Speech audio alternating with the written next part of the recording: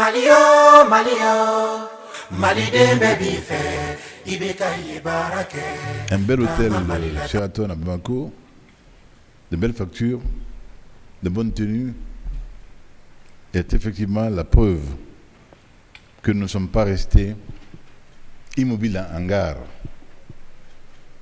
Il n'est pas de vent favorable pour qui ne sait d'où il vient et où il va.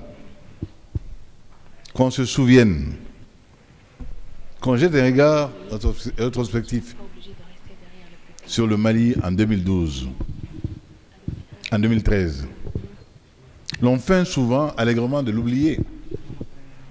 Nous n'avons pas hérité d'un pays tranquille, un pays normal.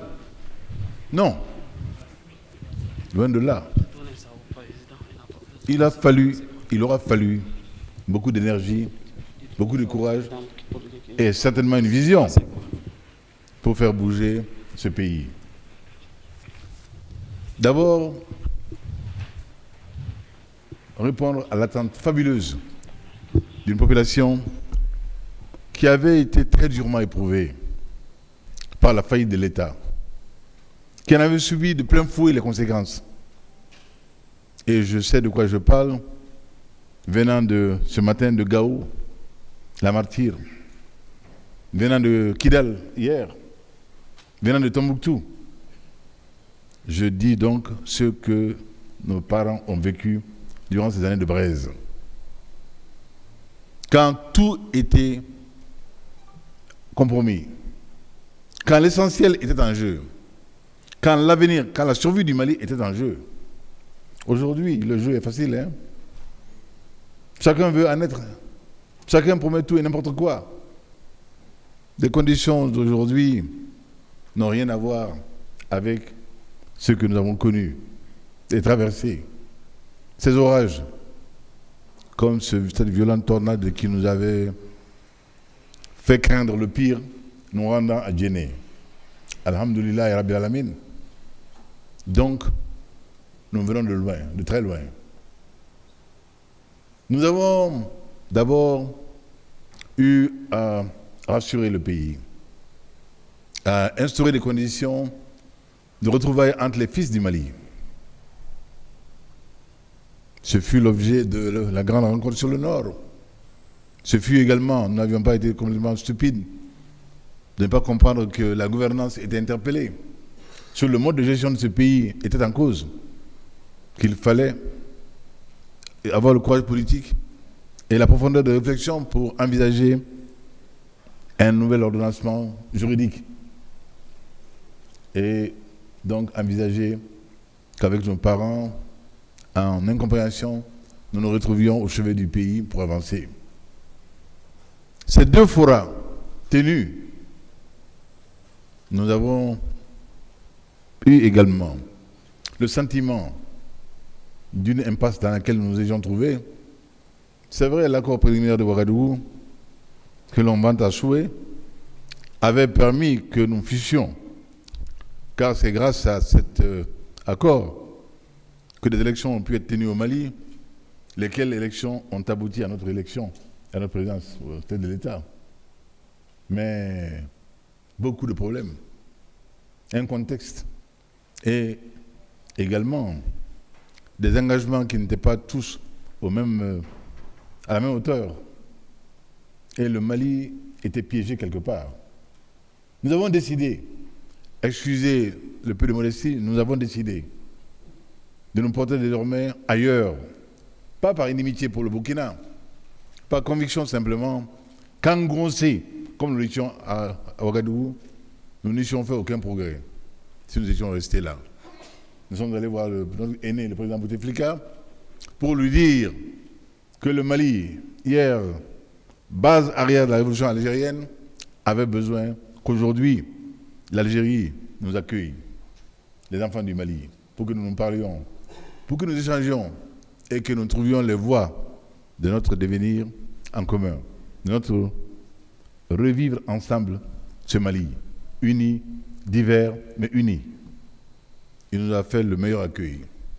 Pendant près de 8 mois, en le bel hôtel Horaci, les Maliens ont échangé Les nuits, on dit porte-conseil, les couloirs de l'OACI n'ont pas été vides. Ils ont été assez bruyants, assez fréquentés. Le couscous partagé, le thé bu ensemble ont permis le rapprochement. Des frères qui ne se parlaient pas hier, qui ne s'envisageaient pas autrement qu'un ennemi, farouche, irréductible, ont commencé de se parler, les lignes ont bougé, et tout doucement, nous avons cheminé vers l'accord pour la paix et la réconciliation. Ce ne fut pas facile, pas du tout. Pas du tout. Nous-mêmes n'avons pas rendu les choses faciles. Quand au bout de l'effort des équipes sur le thème de la laïcité, nous avions, dans un moment de refus, demandé à notre équipe de rejoindre Bamako. S'inédier. Quand la raison s'est imposée et qu'on a fini de ratiociner, et là, on s'est compris. Nous avons dit que nous avons parmi nos lignes rouges, il y a l'intégrité du territoire national, la forme républicaine de l'État malien, la laïcité. Ce n'était donc pas un enjeu banal. Et dès que cela fut levé, nous avons accepté de paraffer et de nous retrouver à Bamako. Là aussi, c'était un symbole. L'Algérie a été généreuse, accueillante, mais il n'était pas question pour nous de signer l'accord pour la paix au Mali, ailleurs qu'en territoire malien. Cela fut fait ici, le 15 mai et le 20 juin. Porteur de tous les espoirs. Et depuis, nous avons tâché d'avancer. Entre des écueils toujours plus divers, plus sournois, toujours entendant le mauvais vouloir du président malien à appliquer l'accord. Mais je serai cet homme d'État sot qui va faire signer un accord au prix de 1000 labeurs, 1000 efforts, et refuser ensuite de l'appliquer, alors qu'il sait très bien que là se trouve la seule issue pour son pays et son peuple. Non. Non. Mais Libéra Bashing avait de beaux jours. Il fallait abattre le pays à travers cet homme-là. On s'y est donné à cœur joie. Tout a été mis là, jusqu'à nous défigurer au plan moral. Nous qui avons toujours eu à cœur, la chose publique. La chose publique, pour moi, elle est sacrée. Et je le dis souvent, et lorsque nous avons quitté nos fonctions de chef du gouvernement, le message qui nous a le plus touchés, qui n'était pas obligé, quand un homme d'État démissionne, comme c'était mon cas, on n'est pas obligé de sanctionner cela par un communiqué. Dans mon cas, cela a été fait par le président Konaré, qui a salué mon sens de l'État et mon respect de la chose publique. Pour moi, c'est le plus beau compliment que l'on m'a fait. C'est le plus beau compliment que l'on m'a fait. Certains font mine de l'oublier, mais je me sais. Je me sais. Et nous avons continué. Et quand nous avons décidé de mettre le pays sur des béquilles, sur des jambes, parce que nous avions été choqués de voir ce que nous avions vu. Ce soldat malien dont je rappelle toujours l'image, dans la cour du gouvernement de Gao, étant un Gao encore, ça m'est revenu. Aux côtés d'un de son collègue français, complètement équipé, fier à allure, et le nôtre, dépénaillé presque en guenille, pour la même mission. J'en ai été très choqué, et j'ai pris l'engagement que le jour où j'aurai mon mot à dire, dans la décision nationale, ma première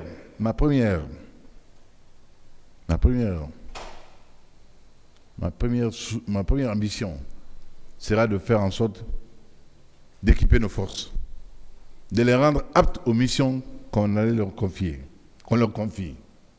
Car pour moi, il était indigne, il était indécent que l'État mette ses enfants en mission sans leur en donner les moyens.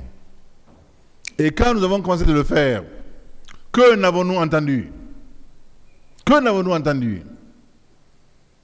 Ils sont en train de brader les ressources de l'État.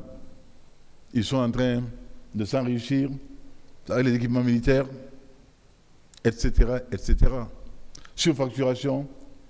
Les mêmes qui poussent les cris d'orfèvre aujourd'hui, quand ils voient notre campagne évoluer, et évoluer avec dynamisme, et paniquent, deviennent peureux, deviennent effrayés et racontent n'importe quoi.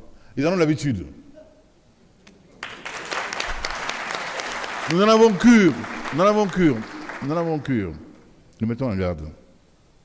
Nous avons les moyens intellectuels, nous avons les moyens de vérité, de prouver qu'aujourd'hui, ce que nous faisons est très clean, comme c'était le cas hier.